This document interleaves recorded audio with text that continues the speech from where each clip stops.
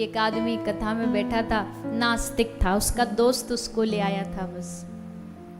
तो एक महात्मा जी नाम महिमा गा रहे थे, तो दोस्त ने आके कहा, महाराज जी ये भगवान भगवान में नहीं मानता बड़ा। महाराज जी ने कहा, बेटा तू एक संत के द्वार पर आया है, संत की एक बात मानेगा?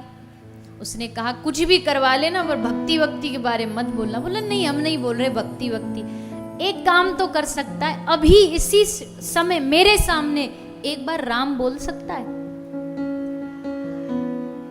बोला अरे महाराज अब आपको कहा तो ये सब भगवान भगवान में मानते नहीं। अरे बेटा मेरी खुशी के लिए बोल दे एक बार, क्या घिस जाएगा तेरा, मेरे खुशी के लिए एक बार राम बोल दे। तो महात्मा जी की खुशी के लिए उसने कह दिया, बोला ठीक है महात्मा जी लो आपकी खुशी के लिए बोला राम। तो महात्मा जी खुश होके बोले बस बन गया काम, तूने एक बार राम बोला इसी में काम बन गया तेरा। बोले इसमें क्या काम बन गया? बोले बेटा काम बस एक बात ध्यान रखना, दुनिया में कोई आ जाए और तुझसे ये कहे कि एक राम के नाम के बदले में तुझे जो चाहिए मांग ले, तो तू कुछ मत मांगना बल्कि उस पे ही डाल देना कि एक राम नाम के बदले जो मिलता वो दे दो। इतनी सी बात याद रख ले। बोले ठीक है महात्मा जी। सारा जीवन निकला, मृत्यु हुई, यमदूत लेके गए, चित्रगुप्त से पूछा यमराज जी ने इसने जीवन में क्या शुभ कार्य किए? बोले कुछ भी नहीं, कोई अच्छा काम किया ही नहीं इसने जीवन में, एक बार राम बोला है। तो यमराज जी बोले बता तूने एक बार राम बोला है, क्या चाहिए राम नाम के बदले? संत कृपा से वो बात याद आ गई। यमराज जी से हंस के बोला यमराज जी आप ही दे दो, एक राम नाम का जो फल मिलता वो दे दो, एक राम नाम की जो कीमत हो वो दे दो।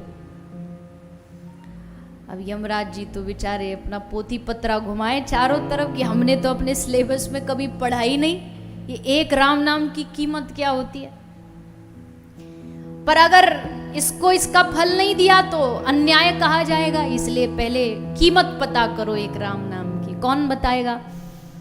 तो इंद्र के पास गए, इंद्र से पूछा राम नाम की कीमत। इंद्र बोला हमको क्या पता, हम तो सुख सुविधा में रहने वाले जीव, एक काम करो ब्रह्मा जी के पास चलो।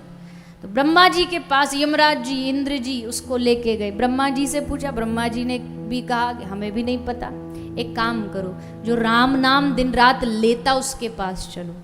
भगवान शंकर महादेव के पास गए। प्रभु आप बताइए एक राम नाम का फल। भगवान शंकर बोले कि राम नाम लेने वाला कभी राम नाम की कीमत जानने की कोशिश नहीं करता, हमें कोई मतलब नहीं फल क्या मिलता न मिलता है, हमें पता ही नहीं, हमने जाना ही नहीं कभी। तो एक काम करो जिसका नाम है उसी के पास चलो। तो राम जी के पास आए शंकर जी, ब्रह्मा जी, यमराज जी, और पूछा राम जी से क्या है राम नाम की एक कीमत? तो राम जी हंस के बोले कि जिसने जीवन में कभी कोई पुण्य नहीं किया उस आदमी का हाथ पकड़ के अगवानी करते करते ब्रह्मा शंकर मेरे दरवाजे पर ले आए, इससे बड़े राम नाम की कीमत क्या हो? एक राम नाम लिया और देख मेरे सामने खड़ा है तू। ये राम नाम की शक्ति है, ये भगवान के नाम की शक्ति है। एक कथा आती है वृत्तासुर की, ये चरित्र बहुत प्यारा। वृत्तासुर जो है तो दैत्य, पर भगवान ने उसको छूट दी।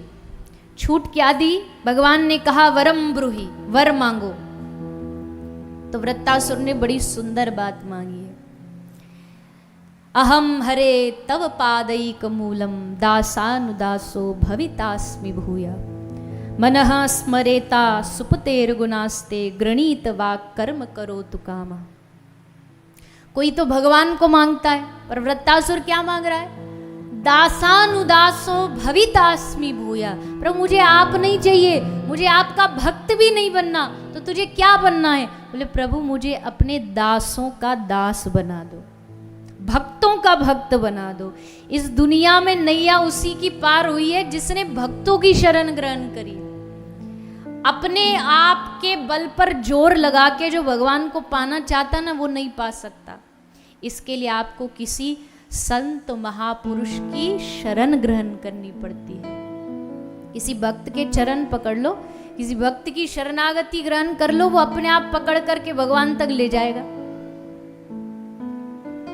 किसी सदगुरु की शरणागति ग्रहण कर लो। एक बहुत सुंदर दृष्टांत दिया किसी ने कि एक नई बहू जिसकी नई नई शादी हुई है, वो गई भगवान के दर्शन करने के लिए भगवान के मंदिर में, और जैसे भगवान के मंदिर में जाती है तो उसे भगवान का दर्शन नहीं हो रहा।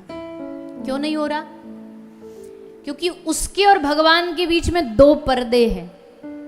एक पर्दा भगवान के आगे जो पुजारी जी लगाते हैं, और पुराने के समय में घूंघट की प्रथा थी, तो एक पर्दा उसकी आंखों के सामने साड़ी का पर्दा है। दो पर्दे, भगवान का कैसे दर्शन हो? अब जो भगवान वाला पर्दा है वो तो भगवान ही अपनी कृपा से खुलवाएंगे। तो पुजारी जी ने पर्दा खोल दिया, पर एक पर्दा अभी भी उसके मुंह के सामने लगा हुआ है। उस पर्दे को कैसे हटाए? घूंघट कैसे हटाए? खुद हटा नहीं सकती। क्यों नहीं हटा सकती? बोले उसके हाथों में मेहंदी लगी है। तो उसकी जो खुद का आंखों का पर्दा वो कौन हटाएगा? तो ऐसे देखती है, इधर देखती है, उधर देखती है। नहीं नहीं, विवाह हुआ, किसी से कह तो सकती नहीं, पर पति पास में खड़ा था, तो उसने ऐसे इशारा किया तो पति समझ गया। उसने पकड़ के उसका घूंघट उठा दिया, और जैसे घूंघट उठा, उधर से पर्दा पुजारी जी ने हटाया और इधर से पर्दा इसने अपने हाथ, पति ने हाथों से हटाया। दोनों पर्दे हटे तो सामने मुस्कुराते हुए ठाकुर जी दर्शन हुए। अब इसका मतलब क्या है? हम जीव वो नई बहू है। एक पर्दा भगवान की ओर से है, एक पर्दा हमने लगा रखा अपनी ओर से, माया का पर्दा। भगवान वाला जो पर्दा वो तो भगवान ही अपनी कृपा से हटाएंगे, और हमारी जो आंखों पर माया का पर्दा वो कौन हटाएगा? हम तो हटा नहीं सकते। क्यों? क्योंकि हमारे हाथों में आसक्ति की मेहंदी लगी है। तो हटाएगा कौन? इधर देखा, उधर देखा, तो सबसे नजदीक कौन दिखा जो हमारे पर्दे को हटा सकता है? कौन हटाएगा? गुरुर्ब्रह्मा गुरुर्विष्णु गुरुर्देव महेश्वर गुरुर साक्षात परब्रह्म तस्मै श्री गुरवे नमः। जब इधर उधर देखा कोई नजर नहीं आया, तो भगवान का ही दूसरा धरती पर स्वरूप साक्षात सदगुरुदेव दिखाई दिए, और सदगुरु ने मुस्कुरा करके हमारी आंखों के पर्दे को हटाया, तो सामने श्री ठाकुर जी का दर्शन हो गया। दोनों पर्दे हटे, भगवान का दर्शन हुआ। जीवन में ये दो पर्दे, एक गुरु हटाता है और एक भगवान हटाते हैं। सन्मुख होए जीव मोहि जबहि, जन्म कोटि अघनाश हो तबहि। भगवान हटाते तभी है। शर्त है भगवान की, एक बार मेरे द्वार पर आए तो सही, एक बार आकर के। अब देखो, भगवान तो मुक्त तो तब कराएंगे ना जब कोई मुक्त होना चाहता हो। जिसने यही सोच लिया हो कि नहीं बंधन में ही मजा है, तो क्या मुक्त होगा? एक धोबी एक गधे को खच्चर पे कपड़ा लद के ले जाता था धोने के लिए, और जितनी देर कपड़ा धोता वो खच्चर को एक पेड़ से बांध देता, रस्सी से बांध देता। इतने कपड़ा धो के आता, फिर घोड़े पे लेके चल। एक दिन रस्सी लाना भूल गया, तो अब रस्सी लाना भूल गया, अब क्या करे, कैसे बांधू इसको?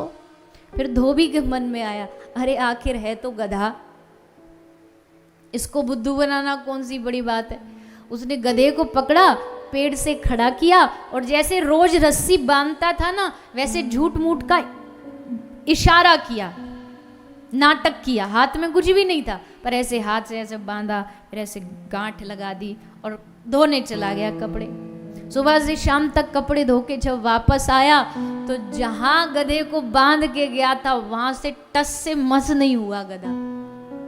क्यों नहीं हुआ? मैं तो बंधा हूं, मैं कैसे चला जाऊंगा? तो यही हालत हम सबकी है। गधे की हालत पे हंसी आ रही है ना, पर यही हालत हम सबकी है। जब भी कोई संत महापुरुष कहता है भाई भजन करो, भाई भजन, तो हम क्या कहते, अरे हम तो महाराज जी घर गृहस्थ में बंधे हैं। पर बांधा किसने है, कौन बंधे हुए? बंधना कोई तुमसे कह के थोड़ी गया कि भैया तुमको ये बंधना पड़ेगा। बंधन मतलब तो मन का होता है। हमने स्वयं अपने मन से उसको बंधन बनाया है। लेकिन जिस दिन भगवान कहते, जीव मेरे सामने आके कह देगा ना कि प्रभु नाचो बहुत गोपाल अब में, काम क्रोध को पहर चोलना, कंठ विषय की माल, नाचो बहुत गोपाल। इस संसार में जितनी भी दुनिया है ना, जितने लोग हैं सब नाच रहे हैं। जितने लोग इस दुनिया में सब नाच रहे हैं। किस में नाच रहे? माया के बंधन में नाच रहे हैं। कोई किसी के इशारों पे नाच रहा है, कोई किसी के इशारों पर नाच रहा है।